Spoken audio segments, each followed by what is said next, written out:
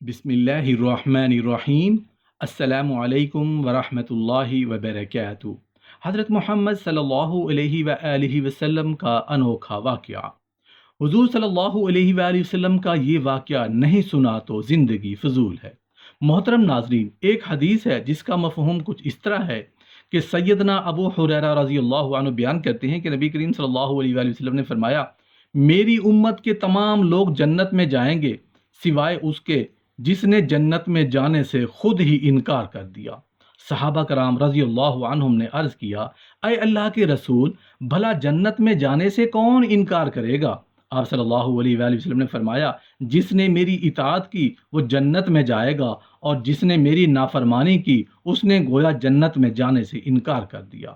رسول اللہ صلی اللہ علیہ وآلہ وسلم ایک سفر سے واپس آ رہے تھے کہ ایک جگہ آپ نے پڑاؤ ڈالا۔ قریب ہی ایک بستی تھی جس میں ایک عورت کا تندور تھا۔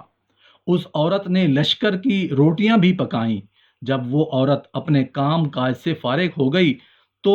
صحابہ رضوان اللہ تعالی علیہم اجمعین سے کہنے لگی، میں تمہارے سردار سے بات کرنا چاہتی ہوں، کیونکہ میں نے سنا ہے کہ وہ صاحب جمال بھی ہیں اور صاحب کمال بھی ہیں۔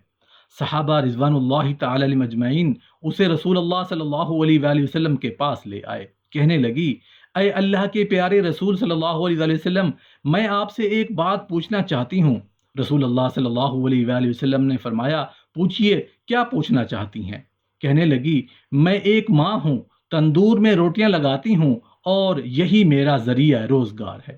میرا ایک چھوٹا سا بچہ ہے، میں اس کو آگ کے قریب نہیں آنے دیتی کہ اس کو کہیں آگ یا انگارے سے کوئی تکلیف نہ پہنچے۔ میں خود تندور کے اندر آگ میں اپنا ہاتھ ڈال کر روٹی لگاتی بھی ہوں اور نکال بھی لیتی ہوں، لیکن میں اپنے بچے کو گرم ہوا کے لگنے کو پسند نہیں کرتی۔ تو میں نے سنا تھا کہ ساری دنیا کی ماؤں کی محبتوں کو جمع کر دیا جائے تو اس سے 70 گنا زیادہ بندوں سے اللہ پاک محبت کرتے ہیں، تو اللہ پاک بندے کو جہنم میں جانا کیسے پسند فرمائیں گے؟ حدیث پاک میں آتا ہے جس کا مفہوم کچھ اس طرح ہے کہ نبی کریم صلی اللہ علیہ وآلہ وسلم نے یہ بات سن کر سر جھکایا، مبارک آنکھوں میں آنسو آنے لگے، روتے رہے حتیٰ کہ جبرائیل علیہ السلام کا اللہ کا پیغام لے کر آئے۔ میرے محبوب، اس عورت کو بتا دیں کہ اللہ نے ان پر ظلم نہیں کیا، انہوں نے اپنے جانوں پر خود ظلم کیا، اپنے پاؤں پر خود کلہاڑی ماری، کیونکہ اللہ تو چاہتے ہیں کہ یہ جہنم اور اس کی آگ سے بچ جائیں، لیکن یہ بات ہے کہ توبہ نہیں کرتے، توبہ کی طرف آتے ہی نہیں، بلکہ رب کی ماننے کی بجائے شیطان کی مانتے پھرتے ہیں اور توبہ کو ضائع کرتے ہیں، بھول جاتے ہیں۔ یہ تو اپنے عمل کی وجہ سے جہنم میں جائیں گے۔ حضرت ابو ہریرہ رضی اللہ عنہ رسول اللہ صلی اللہ علیہ وآلہ وسلم کا ارشاد نقل فرماتے ہیں کہ میری ساری امت جنت میں داخل ہوگی، لیکن جو انکار کرے گا وہ جنت میں داخل نہیں ہوگا۔ عرض کیا گیا، اور کون انکار کرے گا؟ آپ صلی اللہ علیہ وآلہ وسلم نے فرمایا، جس نے میری اطاعت کی وہ جنت میں داخل ہوگا، اور جس نے میری نافرمانی کی اس نے انکار کیا۔ حضرت جابر رضی اللہ عنہ ارشاد فرماتے ہیں کہ چند فرشتے نبی کریم صلی اللہ علیہ وآلہ وسلم کے پاس آئے۔ آپ سو رہے تھے۔ ان فرشتوں نے آپس میں کہا کہ تمہاری اس ساتھی کے لیے ایک مثال ہے، اس مثال کو بیان کرو۔ بعض فرشتوں نے کہا یہ سو رہے ہیں، اور بعض فرشتوں نے کہا ان کی آنکھیں سوتی ہیں اور دل بیدار رہتا ہے۔ تو فرشتوں نے کہا ان کی مثال اس آدمی جیسی ہے کہ جس نے ایک گھر بنایا اور اس گھر میں کھانے کی ایک دعوت کا انتظام کیا اور ایک بلانے والے کو بھیجا، تو جس نے اس بلانے والے کی بات مانی وہ گھر میں داخل ہوا اور اس دعوت میں سے کھایا، اور جس نے اس بلانے والے کی بات نہ مانی نہ وہ گھر میں داخل ہوا نہ اس دعوت سے کھایا۔ پھر فرشتوں نے کہا کہ اس مثال کا مطلب ان کے سامنے بیان کرو تاکہ یہ سمجھ جائیں۔ اس پر بعض فرشتوں نے کہا کہ یہ تو سو رہے ہیں، اور بعض نے کہا ان کی آنکھیں سوتی ہیں اور دل بیدار رہتا ہے۔ تب فرشتوں نے یہ مطلب بیان کیا کہ وہ اگر جنت ہے، بلانے والے محمد صلی اللہ علیہ وآلہ وسلم ہیں، لہذا جس نے محمد صلی اللہ علیہ وآلہ وسلم کی اطاعت کی اس نے اللہ کی اطاعت کی، اور جس نے محمد صلی اللہ علیہ وآلہ وسلم کی نافرمانی کی اس نے اللہ کی نافرمانی کی، اور جس نے آپ کی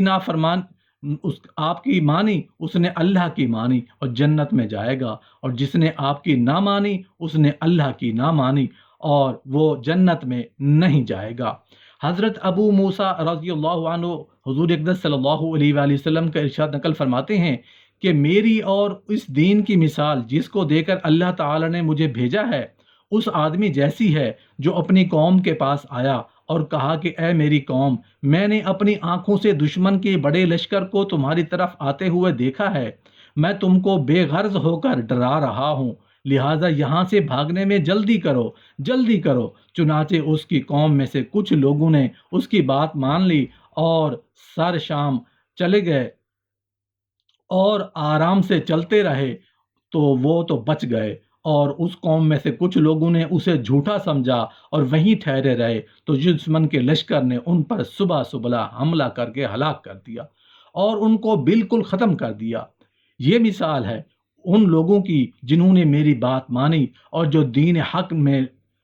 لے کر آیا اس پر عمل کیا، اور ان لوگوں کی جنہوں نے میری نافرمانی کی اور میں جو دین حق لے کر آیا اس کو جھٹلایا۔ جب اللہ تعالیٰ کسی قوم کے ساتھ خیر اور بھلائی کا ارادہ فرماتا ہے تو ان کی آزمائش کرتا ہے۔ دنیاوی مصائب و مشکلات زندگی کا ناگزیر حصہ اور اللہ کی طرف سے آزمائش ہوتی ہے۔